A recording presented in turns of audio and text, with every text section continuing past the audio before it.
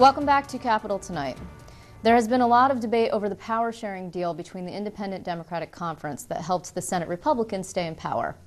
That agreement is often criticized by the so-called regular Democrats, who say it prevents progressive legislation from coming to the floor. But rarely mentioned is something that predated this historic IDC GOP coalition: a senator from Brooklyn who ran on the Democratic line and then decided to conference with the Republicans. That's what got the whole ball rolling, actually. And that senator is Simcha Felder. He is joining me in the studio tonight to talk about his unique position in the Senate. Welcome. Thank you for having me and It's for my making pleasure. me feel so important. It's my pleasure. I think this is your first extended television sit-down since you did the deal, since you became a senator. It's the first interview I've done since I was elected to the Senate. So now would be a good time to air any regrets that you might have. Do you have any regrets? I have many regrets, not about my conferencing with the Republicans. No? It's been everything you hoped it would be. I don't know what I hoped it would be. I know that being there, I've been very, very, very happy to be conferencing with Senator Skelos as a leader. I find him to be very, very thoughtful and humble leader. Many, many times during the conferences, I think one would be amazed at how much input he takes from the members in the conference and how humble he is about it. He's a wonderful man. I'm very happy to be a part of that conference and under his leadership. So are you saying that because, I mean, they gave you what you wanted. They created a committee for you. They gave you a lot of, not a lot in the budget, but they gave you specific things that you needed. You said you wanted to deliver for your community. Some people said that you were quid pro quoing, which would of course not be legal, but that you were being very cynical in your dealing, but you were clear about it the entire time, that that's what you wanted. I don't know how it can be cynical if I've been clear from the beginning that that's what I wanted. And I would say I continue to want the same things. The parties are not important to me, and it's irrelevant to me about the consequences or who will win or who will lose. Ultimately, the issue is that I've been elected to serve the district in the 17th district in Brooklyn, and the only thing that's important to me is to make sure that I'm able to help the constituents and taxpayers I represent without hurting somebody else. And I think that's what's going on. You've been privy then, so you're there in every closed-door conference. You're a full-fledged member of the Republican conference, with the exception of the fact that you're still a Democrat. Correct. Okay, so you were there, say, for the SAFE Act debate, correct? Yes. You were there.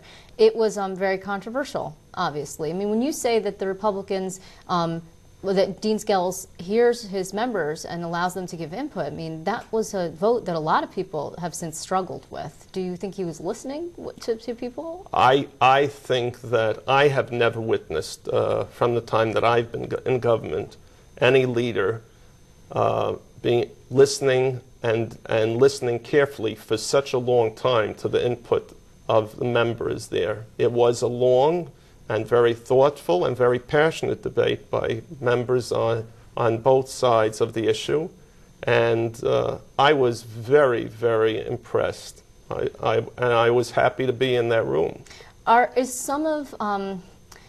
you look at the Democratic Conference and thank God, whoever, whatever, your lucky stars that you didn't join that conference because of all the trouble that has been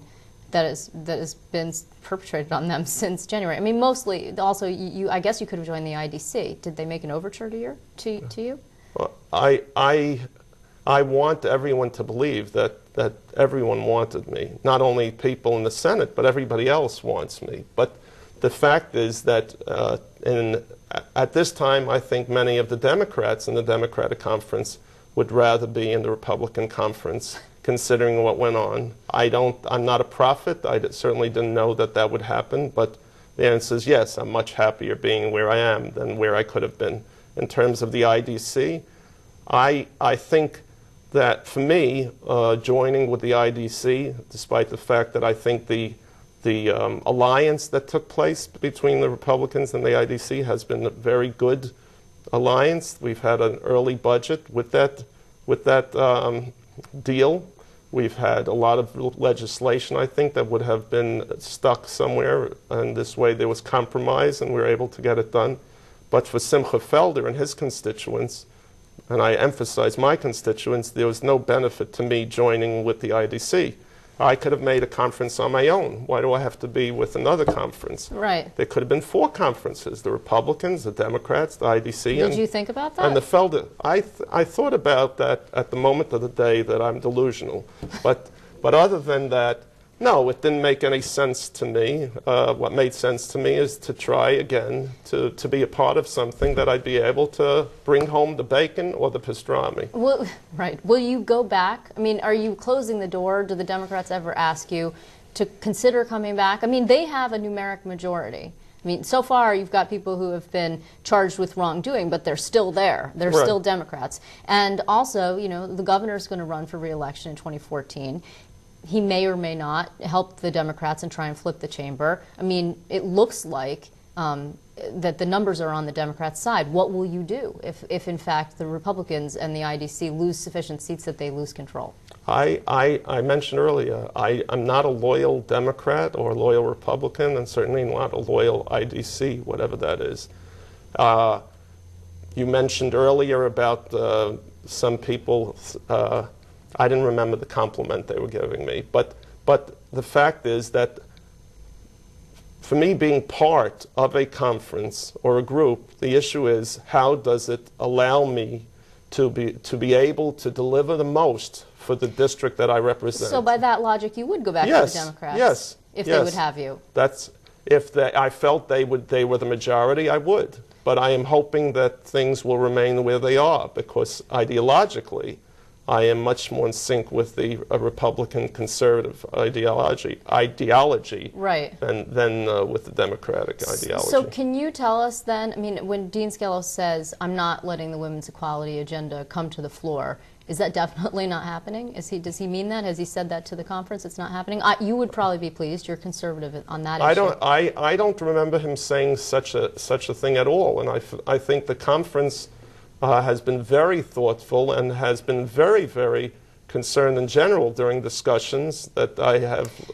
Right, it's the abortion. It's the abortion piece. Yes. Yeah. So when I'm opposed to it, and many people in the conference, most are opposed to it as well. So if that's part of it, in other words, if you decide that you can't do anything to protect women unless you allow abortion after 24 weeks, which I think is murder, then of course you can't have a Women's Equality Act. But that's not what it should be based on. We're here to protect women, make sure that they get paid as much as men get paid, make sure that a woman being pregnant, having a family, or subject to domestic abuse is not discriminated against. I think that's the really important issues. What about campaign finance reform? You come from New York City, you come from the council, you lived under a public campaign finance system. When the Republicans held their hearing, their public hearing, which was had some controversy attached to it, and basically said the system in New York City begets corruption. Did you agree with that? Oh, I agree entirely. And coming from me, I was the chair of the Government Operations Committee. I remember, and yeah. I had some very praiseworthy quotes on enacting the campaign finance law and in fact participated in it. That was at a time that I thought, and many colleagues thought, that it was a good thing. It's clearly not a good thing. It stinks. And what it does is it does promote corruption. We find that there have been cases where there are straw donors, where somebody comes and decides they want to run, and either finds friends and family to donate $1 for them to get 6. That's a great return. I don't know where else you can make that much money.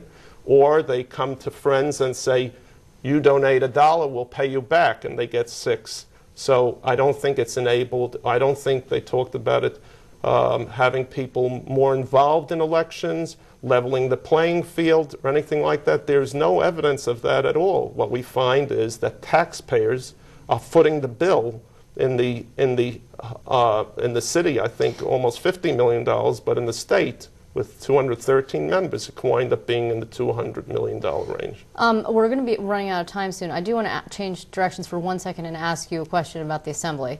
You're an Orthodox Jew.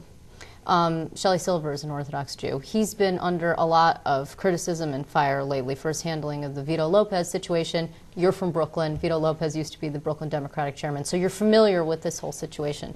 How is it playing in Shelley's community, in Shelley Silver's community, and do people there think he should resign? I don't know how it's playing in Shelley Silver's community. In the Orthodox community. Yeah, and in fact that I'm Orthodox and Shelley's Orthodox is irrelevant. And I usually don't even like using that word because only God defines a level of religiosity or one at all. But the issue of Speaker Silver has to do, in my mind, with the constituents that have elected him, whether it's the constituents who voted for him in his district, or at this point, the assembly members who have repeatedly voted him as their leader and have confidence in him over and over and seem clearly to feel that he's a good leader that has made mistakes, and they want to give him a pass and want him to continue being their leader. Is it disappointing for you? I mean, you've only been in Albany since January. You came to Albany from New York City, from the council, not a perfect government body, but there's been a lot of problems in the Senate, in the Assembly. Members are wearing wires. You know, who knows what's coming down the pike next? Is it disappointing? Unfortunately, I've had a lot of experience in the city council, as you know, with plenty of that there, and I'm not trying to compete. I certainly would hope that it would be better here, but it's not as though it's anything new. Corruption or stealing, I mean, it's even in the Ten Commandments, so it goes back a long way, and I don't mean to in any way diminish the fact that it's a terrible thing, but it's not something that shocks me, unfortunately.